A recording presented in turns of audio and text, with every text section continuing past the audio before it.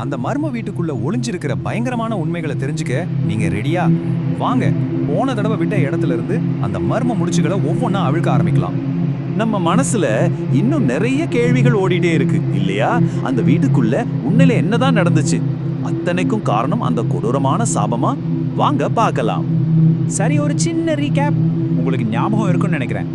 Matthew, Jenny 2 பேரோட மர்மமான சாவு, யோகோ திடீர்னு காணாம போனது, அப்புறம் கரண ஒரு அமானுஷ்ய சக்தி துரத்துனது, கடைசியா அந்த வீட்டுக்குள்ள போன பீட்டர் ஒரு வார்த்தை கூட பேசாத அந்த சின்ன பையனை பார்த்தது.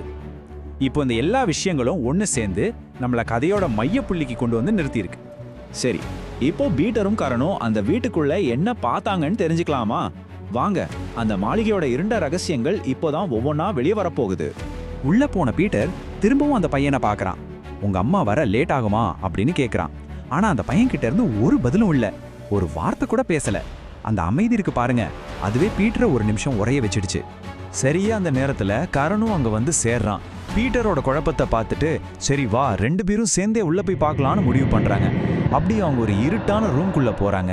அங்கதான் கதையோட அதிர்ச்சியே அவங்களுக்காக காத்துட்டு இருக்கு. அந்த ரூம் முழுக்க போட்டோ செதறி கிடக்குது. ஆனா ரொம்பவே திகழான விஷயம் என்னன்னா, எல்லா போட்டோலையும் முகத்தை மட்டும் கச்சிதமா வெட்டி எடுத்திருக்காங்க.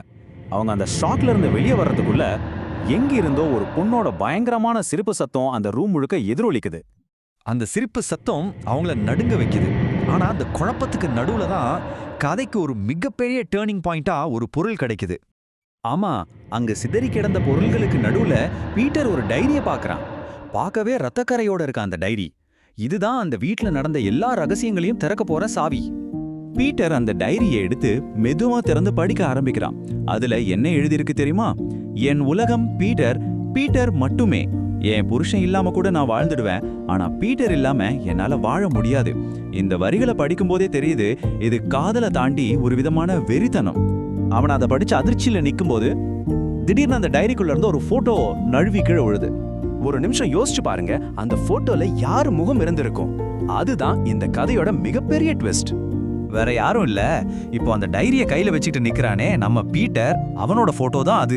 அப்போதான் பீட்டருக்கு புரியுது, இந்த டைரிக்கும் தனக்கும் ஏதோ ஒரு பயங்கரமான தொடர்பு இருக்குன்னு. இந்த அதிர்ச்சியிலிருந்து அவங்க மீண்டு வர்றதுக்குள்ள அந்த வீட்டோட கோரமான மறைக்கப்பட்ட உண்மைகள் ஒவ்வொன்றா வெளியே வர ஆரம்பிக்குது. அவங்க கண்ணுல பக்கத்துல இருந்த ஒரு கதவு படுது. அதுலயும் முகம் வெட்டப்பட்ட நிறைய போட்டோஸ் ஒட்டி இருக்கு. ஆனா இந்த தடவை அந்த கதவுல இருந்து மெதுவா ரத்தம் வடிய ஆரம்பிக்குது. இதேதோ கண்ணுக்கு தெரியற மாயை இல்ல, நிஜமான ரத்தம். பீட்டர் பயத்தோடயே அந்த கதவை திறக்கிறான். அடுத்த செகண்ட் மேல இருந்து ஒரு பொணம் நேரா அவன் முன்னாடி வந்து விழுது. அது வேற யாரும் இல்ல, அந்த டைரியை எழுதின பொண்ணோட உடல். பீட்டர் அலறி அடிச்சிட்டு இன்னொரு ரூமுக்கு ஓடுறான். அங்க அவ புருஷன் தூக்குல தொங்கிட்டு இருக்கான். இப்போதான் அங்க நடந்த பயங்கரமான சம்பவங்களோட முழு படமும் அவங்களுக்கு புரிய ஆரம்பிக்குது. அந்த டைரி தான் எல்லா பிரச்சனைக்கும் ஆரம்ப புள்ளி. முதல்ல துரோகம், அதாவது தன் மனைவிக்கு பீட்டரோட இருந்த உறவை அந்த கணவன் டைரி மூலமா தெரிஞ்சுக்கிறான். அந்த கோபம் கொலையில முடியுது. முதல்ல தன் மனைவியோட கழுத்தை நெரிச்சு கொண்டு இருக்கான். ஆனா இந்த கொடூரத்தை பார்க்க ஒரு சாட்சி இருந்திருக்கு, அவங்களோட சின்ன பையன். அதனால அவனையும் அவன் கொன்னுட்டான். கடைசியா தற்கொலை பண்ணிக்கிறதுக்கு முன்னாடி ஒரு கருப்பு பூனையோட ரத்தத்தை வச்சு ஒரு அமானுஷ்ய சடங்கு செஞ்சிருக்கான். அதுதான் அந்த வீட்டையே ஒரு நிரந்தர சாபமா மாத்திருக்கு. உண்மை தெரிஞ்சிடுச்சு, ஆனா கதை இதோட முடியல. இப்போதான் அந்த பேயோட உண்மையான பழிவாங்க துடிக்கிற கோர முகமே வெளியே வரப்போகுது. கரண் எப்படியாவது தப்பிக்கணும்னு முயற்சி பண்றான். அப்போ திடீர்னு யாரோ அவ காலை பிடிக்கிறாங்க. திரும்பி பார்த்தா அவங்களோட ஃப்ரெண்டு டக். அவன் எப்படி இங்க வந்தா யாருக்குமே புரியல. கரனுக்கு ஒண்ணுமே புரியல. அந்த நேரத்துல மாடிப்படியிலிருந்து அந்த பொண்ணோட ஆவி ரொம்ப பயங்கரமான உருவத்துல இறங்கி வருது. கரனோட கண் முன்னாடியே அது டக்கு மேல ஏறி அவன் கழுத்தை உடைச்சு சாவடிக்குது. அவ்வளோ கொடூரமா. அடுத்த நிமிஷம் அந்த பேய் கரனை நோக்கி திரும்புது. கரண் உசுர கையில பிடிச்சுக்கிட்டு ஓடி ஒரு ரூமை திறக்கிறான். ஆனா உள்ள இன்னொரு பேய். அவ்வளோதான், தப்பிக்கவே வழி இல்ல. எல்லா பக்கமும் ஆபத்துன்னு அவளுக்கு புரிஞ்சிடுச்சு. எல்லா நம்பிக்கையும் போயிடுச்சு. இனிமே தப்பிக்க முடியாதுன்னு தெரிஞ்சதும் கரண் ஒரு கடைசி முடிவை எடுக்கிறான். செத்துப்போன டக்கோட பாக்கெட்ல இருந்து லைட்டரை எடுக்கிறான். அங்க இருந்த பெட்ரோல் கேனை எடுத்து அந்த வீடு முழுக்க ஊத்தித்தியே வச்சிடுறா. அந்த சாபத்தை அழிக்க இது ஒண்ணுதான் வழின்னு அவன் நம்புனான். வீடு மொத்தமா எரிஞ்சு சாம்பலாயிடுச்சு. அந்த நெருப்புல எல்லாமே அழிஞ்சு போயிருக்கலாம். ஆனா அந்த பழிவாங்கிற ஆவிகளும் அதோட சேர்ந்து அழிஞ்சு போச்சா?